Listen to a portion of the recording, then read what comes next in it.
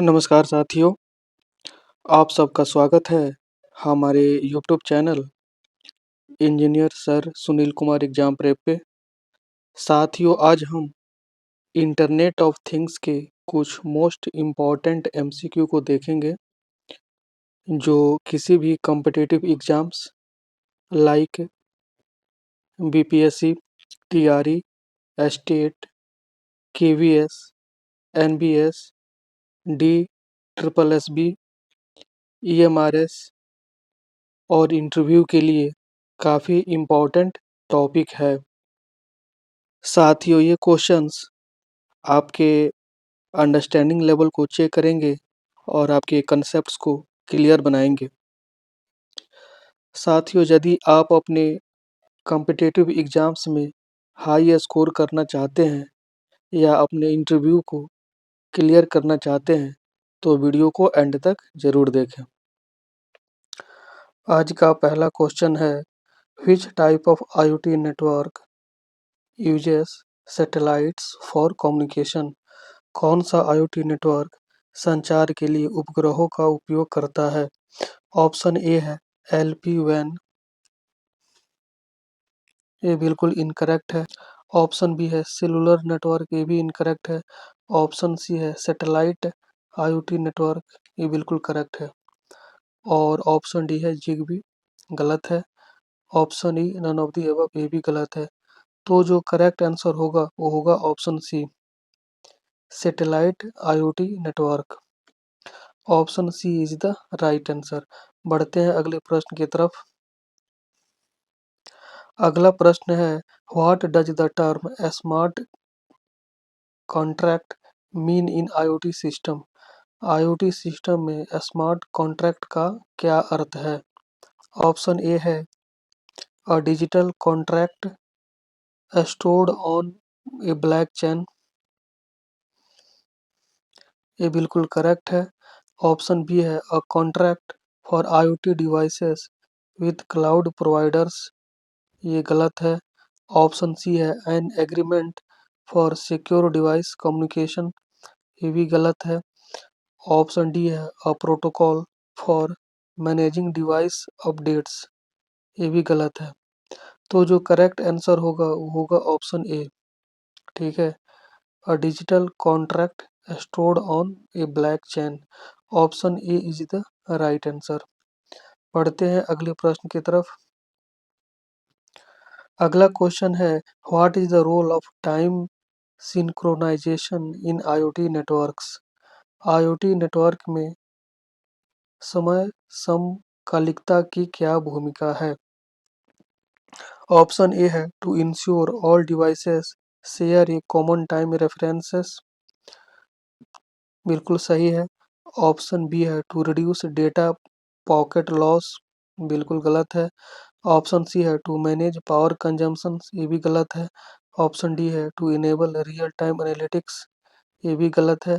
और option A है none of the above. तो जो करेक्ट आंसर होगा वो होगा option A, to ensure all devices share a common time references. Option A is the right answer, ठीक है।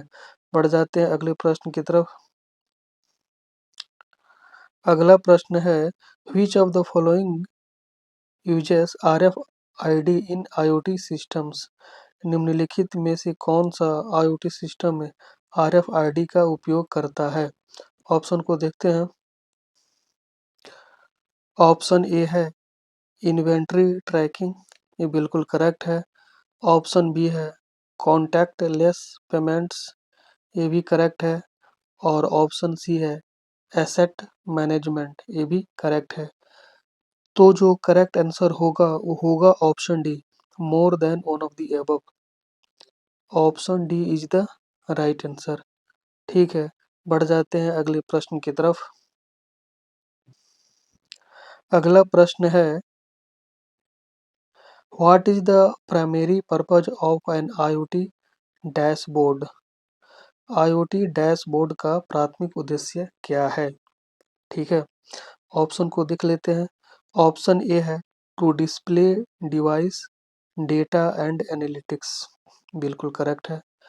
ऑप्शन बी है to configure IoT devices, no, ये बिल्कुल गलत है। ऑप्शन सी है टू स्टोर IoT डेटा, ये भी गलत है। ऑप्शन डी है टू मैनेज IoT सिक्योरिटी, गलत है। और ऑप्शन ई है नन ऑफ द एबव। तो जो करेक्ट आंसर होगा वो होगा ऑप्शन ए,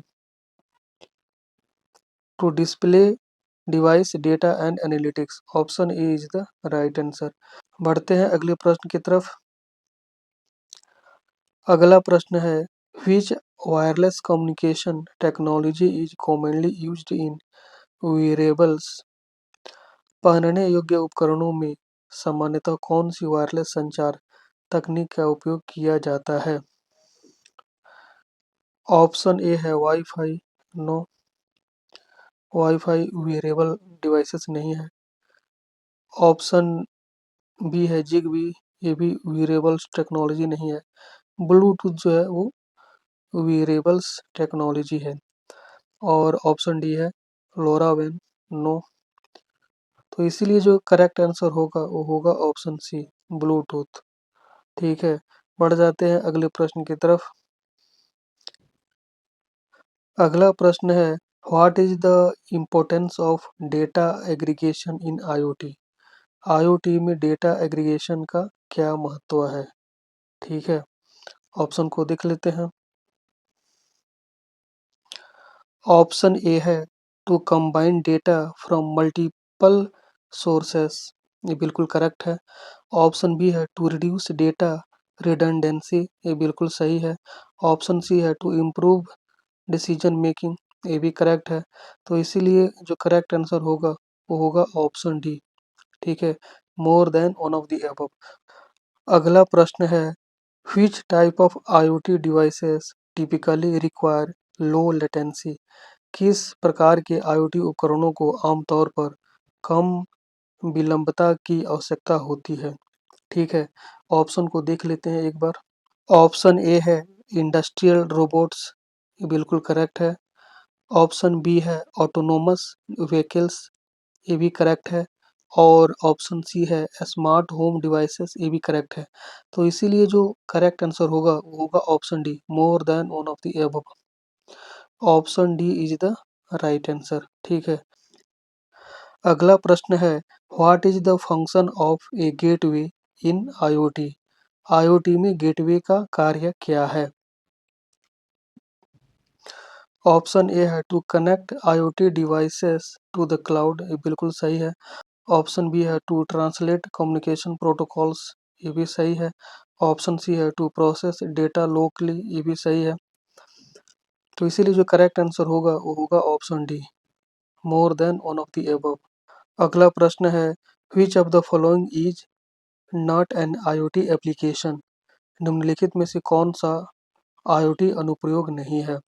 ठीक है, ऑप्शन ए है रियल टाइम ट्रैफिक मॉनिटरिंग, ये बिल्कुल है। ऑप्शन बी है स्मार्ट एग्रीकल्चर, ये भी है। ऑप्शन बी है सोशल मीडिया एनालिटिक्स, ठीक है, ये नहीं है, ये जो है IoT एप्लीकेशन नहीं है। ऑप्शन डी है स्मार्ट सिटी सॉल्यूशंस, ये भी है। तो इसीलिए जो करेक्ट आंसर होगा वो होगा ऑप्शन सी। तो साथियों यहाँ पे आज का सेशन समाप्त होता है। साथियों आज के सेशन में हमने इंटरनेट ऑफ थिंग्स के कुछ मोस्ट इम्पॉर्टेंट MCQ को देखा। साथियों आप भी इन क्वेश्चंस की प्रैक्टिस कीजिए और अपने डाउट्स को क्लियर कीजिए। साथियों यदि आपके पास कोई डाउट हो या क्वेरी हो तो नीचे कमेंट बॉक्स में ज़रूर लिखें।